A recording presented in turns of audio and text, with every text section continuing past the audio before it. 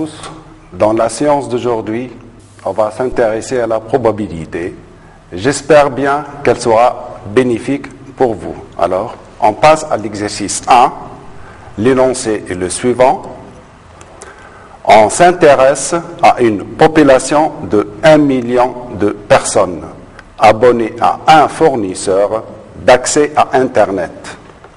Il existe 2 fournisseurs A et B. Toute personne est abonnée à un seul de ces fournisseurs. On sait qu'un tiers des personnes de cette population est abonnée au fournisseur A. Par ailleurs, 60% des personnes abonnées au fournisseur A accèdent à Internet par le haut débit. Et 51% des personnes abonnées au fournisseur B accèdent à Internet par le haut débit. On choisit une personne au hasard de cette population et on note A, l'événement, la personne choisie est abonnée au fournisseur A, B, l'événement, la personne choisie est abonnée au fournisseur B, H, l'événement, la personne choisie accède à Internet par le haut débit. Alors, première question, décrire cette situation aléatoire par un arbre pondéré. Deuxième question, montrer que la probabilité de l'événement, la personne est abonnée au fournisseur A et accède à Internet par le haut débit est égale à 0,20. Troisième question, calculer la probabilité que l'événement H, la personne accède à Internet par le haut débit. La quatrième question et la dernière, calculer la probabilité de A sachant H. Alors, on passe à la correction de cet exercice. Alors, la première question, c'était décrire cette situation aléatoire par un arbre pondéré. Alors, ici, on désigne par E, grand E, l'ensemble des personnes abonnées à un fournisseur d'accès à Internet. L'arbre pondéré est, donc on a dit l'ensemble des personnes sont abonnées au fournisseur d'accès à Internet. Alors, on désigne donc par E cet ensemble-là.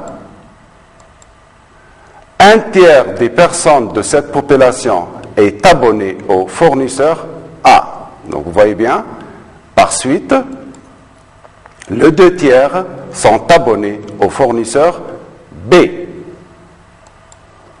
Et on a dit que 60% des personnes abonnées au fournisseur A accèdent à Internet par le haut débit. Donc vous voyez très bien, 60% des personnes abonnées au fournisseur A accèdent à Internet par le haut débit, dont la probabilité est 0,6.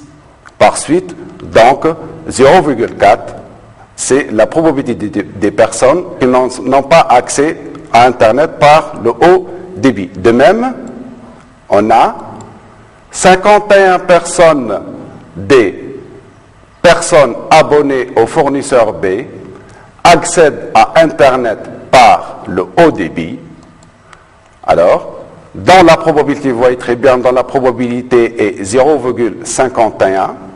De même, par suite, donc 0,49, la probabilité des personnes qui sont abonnées au fournisseur B et n'accèdent pas à Internet par le haut débit. Alors ça, on l'appelle bien un arbre pondéré ou bien l'arbre de choix. On passe à la deuxième question.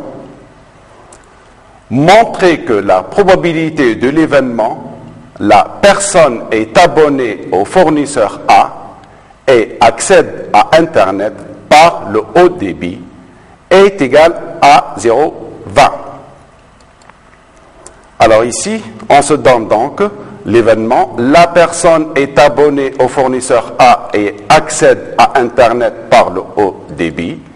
signifie que les événements A et H se réalisent en même temps, c'est-à-dire A inter H. Alors, on a la probabilité de A inter H, c'est la probabilité de A fois la probabilité de H sachant A. Donc c'est la probabilité de A fois la probabilité de H sachant A, ou P de H sachant A désigne la probabilité bien sûr de H sachant A. Alors on a P de A inter H égale 1 tiers, vous voyez bien, fois 60 sur 100, c'est-à-dire 1/5, d'où le résultat, c'est 0,20, la probabilité des événements A et H qui se réalisent en même temps. Maintenant, on passe à la troisième question. Montrer que la probabilité de l'événement H, la personne accède à Internet par le haut débit, est égale à 0,54. Toujours, on regarde de près cet arbre pondéré là. Donc, on désigne par H, la personne accède à Internet par le haut débit. Signifie que H est égal à H inter A union H inter B. Donc, H, l'événement H inter A ou bien H inter B. Comme A et B sont incompatibles, par suite les événements H inter A et H inter B sont aussi incompatibles, d'où la probabilité de H égale la probabilité de H inter A plus la probabilité de H inter B. Alors on voit ici très bien que la probabilité de H inter A, donc c'est 1 tiers fois 0,6, et la probabilité de B inter H, c'est 2 tiers fois 0,51. D'où le résultat, donc c'est 0,20, c'est 1 tiers fois, donc on a dit, donc P de H et c'est 0,20 plus 2 tiers fois 0,51, d'où on a 0,54 comme il a demandé. On passe à la quatrième question et la dernière de cet exercice. Calculer la probabilité de A sachant H. Alors on a dit que l'événement A sachant H est la personne choisie est abonnée au fournisseur A sachant qu'elle accède à Internet par le haut débit. D'où on a, donc on sait que la probabilité de A sachant H, c'est la probabilité de A inter H sur P de H, qui est égale à 0,20 sur 0,54, puisqu'on a déterminé tout à l'heure que P de A inter H égale à 0,20, P de H est égal à 0,54, d'où le résultat, c'est 0,37. Ainsi s'achève l'exercice numéro 1. Maintenant, on passe à l'exercice 2. L'énoncé est le suivant. Donc, dans cet exercice-là, on a 3 parties. Première partie, une urne U1 contient 2 jetons numérotés 1 et 2. Une urne U2 contient 4 jetons numérotés 1, 2, 3 et 4. On choisit au hasard une urne, puis un jeton dans cette urne.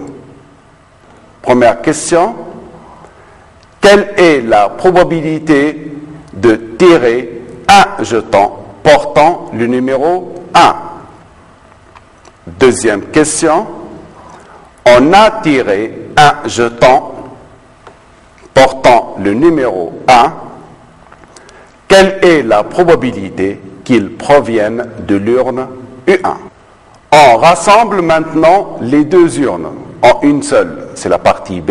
Donc, on rassemble maintenant les deux urnes en une seule, qui contient donc les 6 jetons précédents. Puis, on tire simultanément et au hasard 2 jetons de cette urne. Alors, petit a, calculer la probabilité de tirer 2 jetons identiques.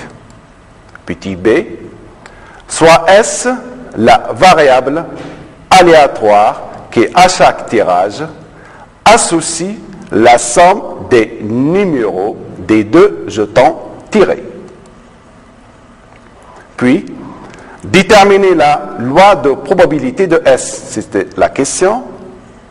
Deuxième question, 2 frères, Mehdi et Marwan, conviennent que si la somme des numéros tirés est impaire, Mehdi offre à Marwan 10 minutes de communication à partir de son cellulaire.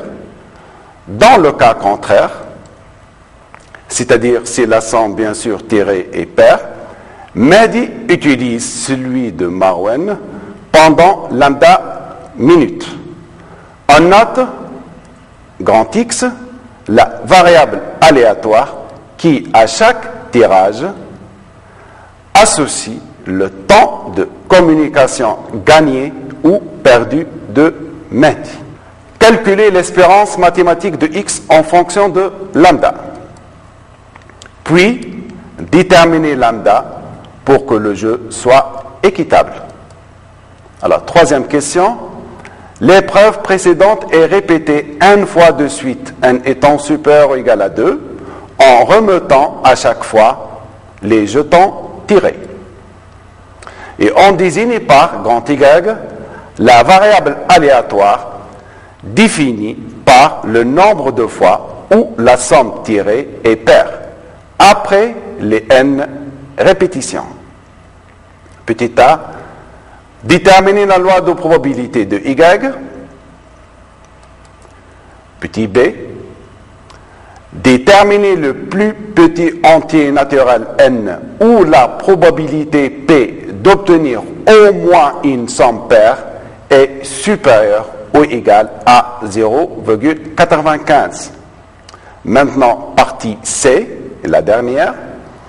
On suppose que la durée de la charge en minutes T d'un cellulaire suit une loi exponentielle de paramètre 0,05. Première question, calculer la probabilité pour que la durée de la charge du cellulaire dépasse 10 minutes. On passe au diapo suivant. La deuxième question,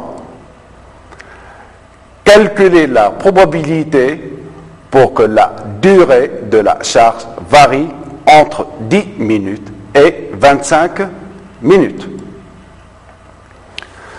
Troisième question, sachant qu'après 10 minutes, la batterie est encore chargée. Calculer la probabilité pour qu'elle reste chargée 15 minutes après.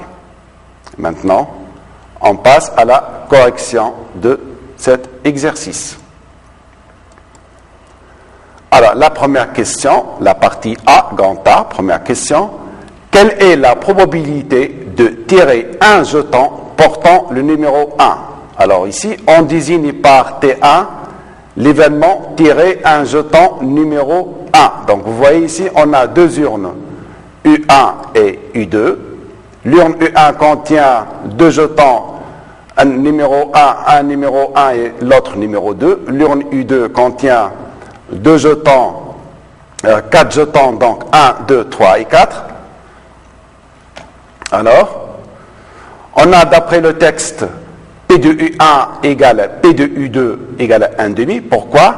Car ici on suppose que les deux urnes sont d'apparence identique, on a une équiprobabilité. Donc, choisir entre les deux, on a la même probabilité de choisir entre les deux urnes. C'est pour cela P de U1 égale P de U2 égale à 1,5. Alors, on passe au diapo suivant. Donc ici, on a dit que T1, l'événement T1, donc c'est T1 inter U1 union T1 inter U2. La probabilité de T1 égale, donc c'est la probabilité de cette réunion, comme T1 inter U1 et T1 inter U2 sont deux événements incompatibles. Par suite, la probabilité de leur réunion, c'est la somme des deux probabilités, donc c'est-à-dire P de T1 inter U1 plus P de T1 inter U2. P de T1 inter U1, la probabilité de tirer le jeton numéro 1, et il provient de l'urne U1, donc c'est la probabilité de choisir l'urne U1 fois la probabilité de T1, sachant qu'il provient de U1, plus la probabilité de choisir l'urne U2, fois la probabilité de T1 de tirer le jeton numéro 1, sachant qu'il provient de l'urne U2.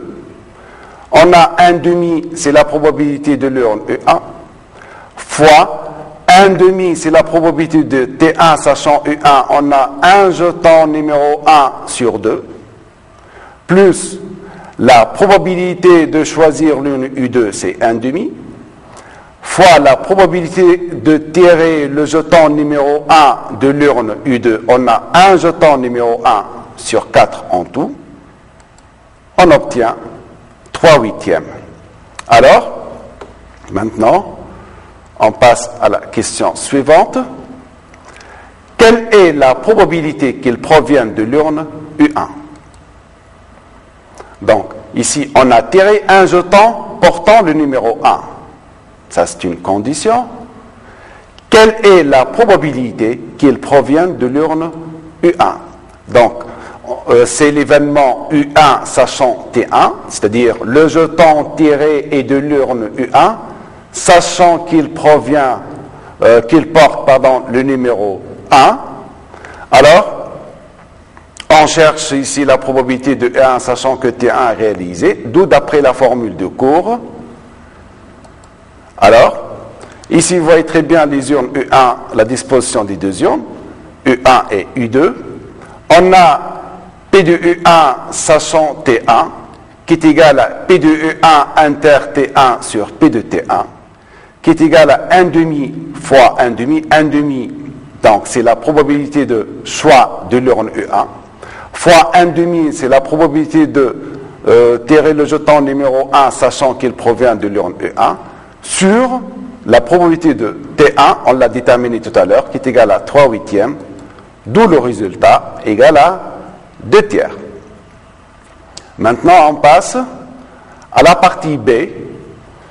Dans cette partie B, première question, on a dit que l'urne contient donc deux jetons numéro 1, deux jetons numéro 2 et un jeton numéro 3 et un jeton numéro 4. Pourquoi? Puisqu'on a rassemblé les deux urnes dans une seule, U1 et U2, dans une seule une. C'est pour cela qu'on a deux jetons numéro 1, deux jetons numéro 2, un jeton numéro 3 et un jeton numéro 4.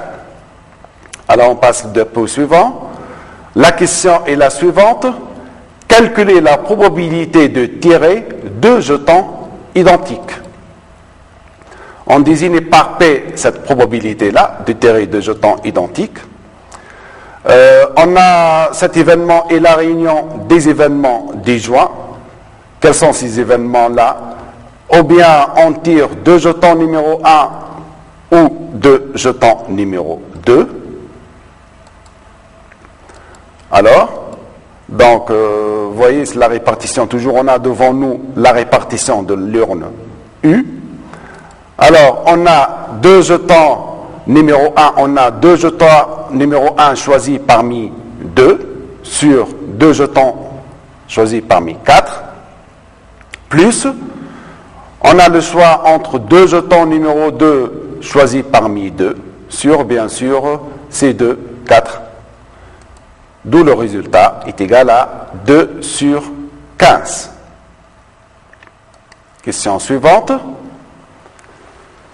Soit S la variable aléatoire qui, à chaque tirage, associe la somme des numéros des deux jetons tirés. Alors, la question, déterminer la loi de probabilité de S. Ici, S étant la somme des deux jetons tirés. Donc, à chaque tirage, on additionne, ou bien on effectue la somme des deux chiffres. On obtient, ou bien, donc les différentes sommes sont, ou bien on obtient 2, 3, 4, 5, 6, ou bien 7. On utilise le même raisonnement que précédemment, c'est-à-dire on travaille avec des événements disjoints. C'est-à-dire que l'on décompose donc soit chaque événement en union des événements disjoints ou bien incompatibles. Alors on a donc les différentes probabilités suivantes. Les deux jetons portent numéro 1, c'est-à-dire la somme est égale à 2. Et puisqu'on a deux jetons numéro 1 seulement, donc C2 2 sur C2 6, ça fait 1 sur 15. Ou bien on obtient un jeton portant le numéro 1 et l'autre, il porte numéro 2, nous donne une somme égale à 3. Donc un jeton numéro 1 choisi parmi 2. Un jeton numéro 2 choisi parmi 2 sur C2 6, ça fait 4 sur 15.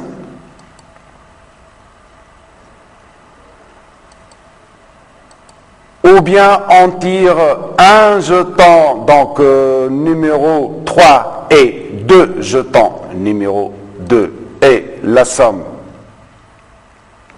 Donc j'ai bien dit, on tire soit un jeton numéro 3 et un jeton numéro 1, ou bien deux jetons numéro 2, et dans ces deux cas, on a une somme égale à 4. Donc, deux jetons numéro 2 choisis parmi 2. Donc, c'est de 2 sur C2 6. Un jeton numéro 1 choisi parmi 2. Et l'autre porte numéro 3, il est choisi parmi 1. Bien sûr, c'est A1. Donc, c'est 1, 2 fois c'est A1 sur C2 6. Et il nous donne 3 sur 15. On peut aussi tirer soit un jeton numéro 1 et un jeton numéro 4, soit un jeton numéro 2 et un jeton numéro 3, et dans ces deux cas, on a une somme égale à 5. Donc, un jeton numéro 1 choisi parmi 2, fois un jeton numéro 4 choisi parmi 1 sur C2 6, ou bien, puisqu'on a dit les événements sont incompatibles, donc, un jeton numéro 2 parmi 2 fois un jeton numéro 3 choisi parmi 1 et ça nous donne 4 sur 15.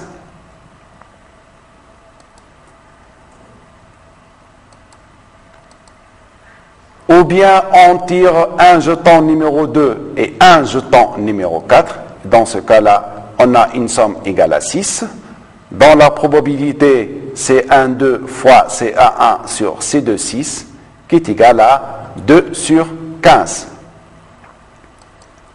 Et la dernière somme, on tire un jeton numéro 3 et un jeton numéro 4, et dans ce cas, on a une somme égale à 7, P de S est égal à 7, donc CA1, un jeton numéro 3 et un jeton numéro 4, et on a une probabilité 1 sur 15.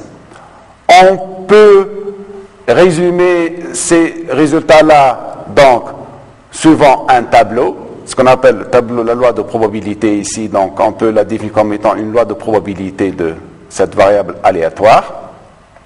On voit très bien les différences 2, 3, 4, 5, 6 et 7 et leurs probabilités respectives. P de S est égal à 2, P de S est égal à 3, ainsi de suite, P de S est égal à 7. Et en plus, ici, on peut vérifier à chaque fois que la somme de ces probabilité est toujours égale à 1. Maintenant, on passe à la deuxième question. Alors, la question est la suivante. Calculer l'espérance mathématique de la variable x en fonction de lambda, puis déterminer lambda pour que le jeu soit équitable.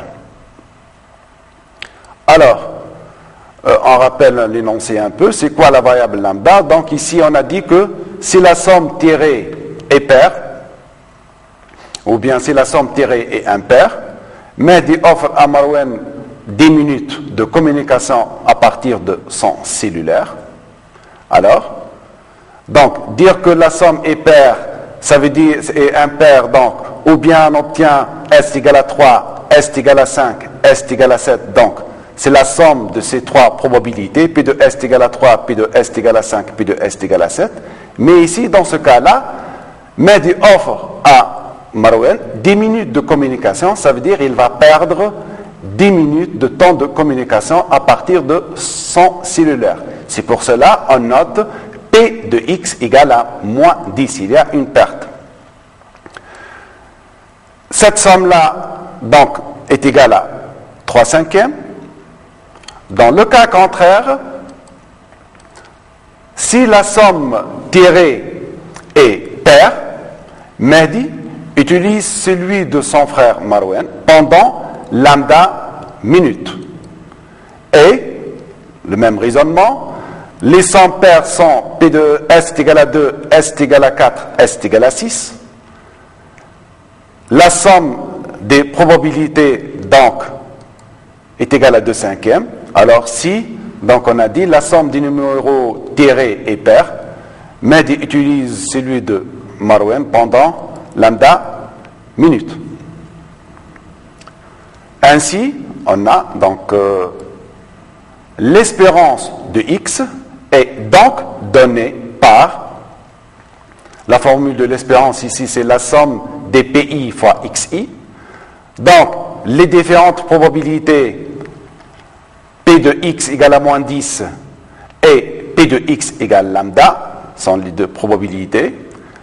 Les valeurs prises par cette variable aléatoire sont moins 10 et lambda, d'où on a moins 10 fois 3/5, c'est la probabilité d'obtenir une somme impaire, plus lambda fois 2/5, c'est la probabilité d'obtenir une somme paire. On obtient moins 6 plus 2/5 de lambda.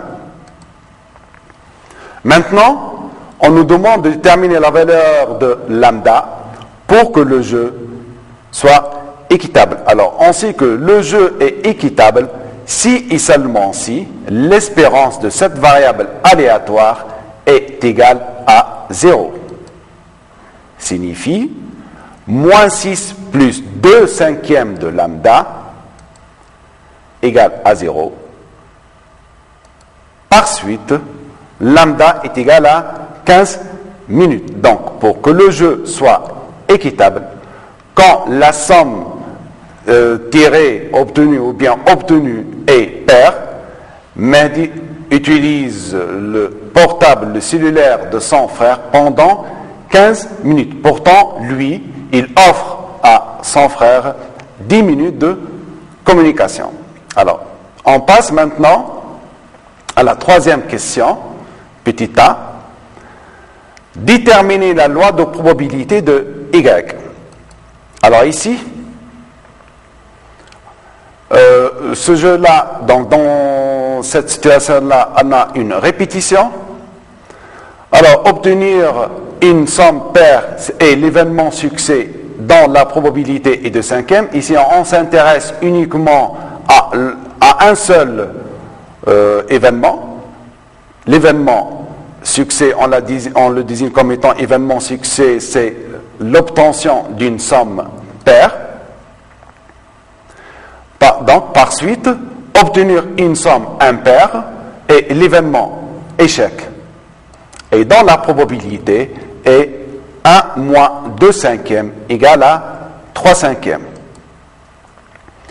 Cette épreuve-là, on la répète n fois de suite. On a désigné par n supérieur ou égal à 2, dans les mêmes conditions, c'est-à-dire après chaque fois, ou bien après chaque tirage, on remet les jetons dans l'urne. Alors c'est pour cela, on dit que Y suit une loi binomiale de paramètres. Le nombre de répétitions, on répète l'épreuve n fois de suite, et la probabilité de l'événement succès. Ici, on a désigné comme l'obtention d'une somme paire. Et maintenant, on désigne par cas le nombre de succès réalisés après les n répétitions. C'est-à-dire, après n répétitions, on compte le nombre de succès obtenus. Alors, bien sûr, on peut avoir aucun succès, c'est-à-dire aucune fois une somme paire, autrement dit, n fois une somme impaire. Donc, on désigne par k est égal à 0, l'obtention de aucune fois somme paire. Ou bien, je peux obtenir une fois somme paire, par suite, on a n moins une fois somme impaire, et ainsi de suite. De même, je peux obtenir n fois somme paire, ça veut dire n fois succès. La loi de probabilité de cette variable aléatoire, de cette loi binomiale qui est de paramètres n et 2/5, est donnée par P de Y est égal à K, le nombre de succès, qui est égal à CKN fois 2/5 à la puissance K. 2/5 représente donc la probabilité de l'événement succès qui est l'obtention d'une somme paire, fois bien sûr 3/5 puissance n-k. n-k, quand j'ai k succès, j'ai n-k échec. Donc, et 3/5 c'est la probabilité de l'événement échec. Donc, on a CKN, 2/5 à la puissance k, fois 3/5 à la puissance n-k. Maintenant, petit b, déterminer le plus petit entier naturel n ou la probabilité Pn d'obtenir au moins une somme paire est supérieure ou égale à 0,15. Alors ici, on désigne par Pn la probabilité de l'événement obtenir au moins une fois une somme paire. Alors, on va procéder par raisonnement contraire, c'est-à-dire, je considère l'événement Qn, la probabilité de l'événement, obtenir aucune fois une somme paire. D'où on a Qn, c'est 3/5 à la puissance n, c'est-à-dire, puisqu'on a dit tout à l'heure, est la probabilité de l'événement échec, c'est-à-dire de l'obtention d'une somme impaire. Et comme n répétitions, à chaque fois j'obtiens une somme impaire, c'est l'événement contraire d'obtenir au moins une somme paire, alors on a comme probabilité 3/5 à la puissance n. Par suite, Pn, qui est la probabilité de l'événement contraire d'obtenir aucune fois une somme paire, et 1 moins Qn est égal à 1 moins 3/5 à la puissance n. On passe à la question suivante. Toujours on est dans la même partie. Donc on a dit que dans la question de déterminer le plus petit entier naturel, donc on n'a pas encore terminé cette question-là. Alors on a Pn supérieur ou égal à 95, signifie que 1 moins 3/5 à la puissance n est supérieur à 0,95. Donc, 3/5 à la puissance n est supérieur à 1 moins 0,95, donc égal à 0,05. Ça nous donne, alors j'applique la fonction logarithme à cette inégalité-là. On sait très bien que logarithme népérien appliqué à a à la puissance n, c'est n fois logarithme népérien de 3/5. inférieur est égal à logarithme de 0,05 plus que la fonction logarithme est croissante. Donc si A inférieur à B, alors logarithme népérien de A et reste inférieur à logarithme népérien de B. Comme 3/5 est un réel compris entre 0 et 1, donc logarithme de 3/5 est négatif. Par suite, en divisant par logarithme de 3/5, donc logarithme de 3/5 il est strictement négatif. Alors en divisant par logarithme de 3/5, donc on doit changer le sens de l'inégalité, donc ça devient n supérieur ou égal à logarithme de 0,05 sur logarithme de 3/5 qui est égal à 5,864. Alors, il faut au moins, donc n est égal à 6, donc c'est le plus petit antinaturel, pour que la probabilité Pn soit supérieure à 0,95. Maintenant, on passe à la partie C. La durée de la charge T suit une loi exponentielle de paramètre 0,05. Alors, on a dit que la loi de probabilité dans la densité F est la fonction définie sur 0 plus l'infini par f de t égale 0,05 exponentielle moins 0,05 t. La question est la suivante. Calculer la probabilité pour que la durée de la charge du cellulaire dépasse 10 minutes. Donc, on va appliquer là cette formule. P de t, la durée de vie qui dépasse A, est égale à exponentielle. Alors, la probabilité pour que la durée de la charge du cellulaire dépasse 10 minutes est P de t supérieur ou égal à 10. On applique directement la formule, donc est égal à exponentielle moins 0,05, c'est le paramètre de cette loi exponentielle, fois 10, qui est, donc, puisqu'il nous demande de déterminer la probabilité de t supérieure ou égale à 10, d'où est égal à exponentielle moins 0,5, qui est égal à 0,606.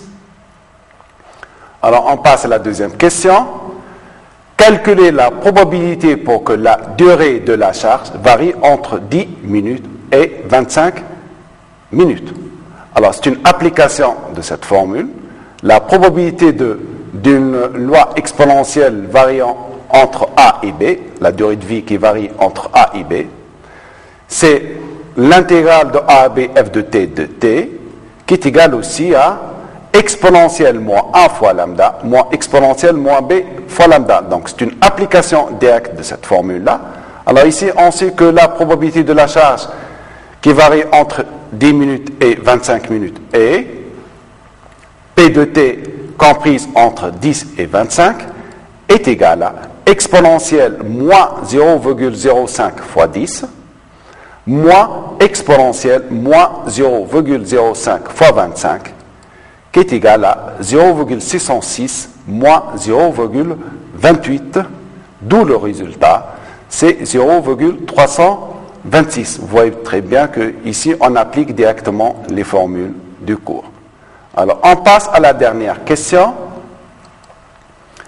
Sachant qu'après 10 minutes, la batterie est encore chargée, calculez la probabilité pour qu'elle reste chargée 15 minutes après. Ici, on désigne par t supérieur ou égal à 10 l'événement après 10 minutes, la batterie est chargée.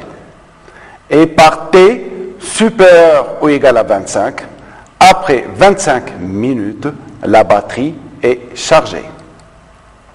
Par suite, t supérieur ou égal à 25, sachant que t supérieur ou égal à 10, est l'événement. Après 25 minutes, la batterie est chargée, sachant qu'après 10 minutes, elle est encore chargée. Alors, on passe au diapo suivant, d'où on a la probabilité T supérieur ou égal à 25, sachant que t est supérieur ou égal à 10, c'est-à-dire la probabilité pour que la durée de la charge supérieure ou égale à 25, sachant qu'elle a été chargée 10 minutes après, donc c'est-à-dire P de t supérieur ou égal à 25, donc t supérieur ou égal à 10, sur la probabilité de t supérieur ou égal à 10.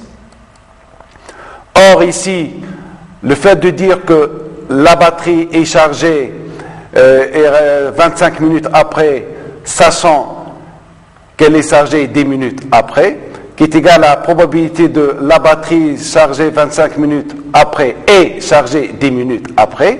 Alors je m'intéresse ici à cet événement, t supérieur ou égal à 25, la batterie est chargée 25 minutes après et elle est chargée 10 minutes après, ça veut dire qu'elle est chargée 25 minutes après, si elle est chargée 25 minutes après, ça veut dire qu'elle est déjà chargée 10 minutes après. C'est pour cela, c'est la probabilité de t supérieur ou égal à 25 sur la probabilité de t supérieur ou égal à 10, d'où c'est exponentielle moins 0,05 fois 25, c'est la loi de donc c'est la probabilité de t supérieur ou égal à a, exponentielle moins 0,05 fois a, sur P de t supérieur ou égal à 10, la probabilité de t supérieur ou égal à a, c'est exponentielle moins 0,05 fois a.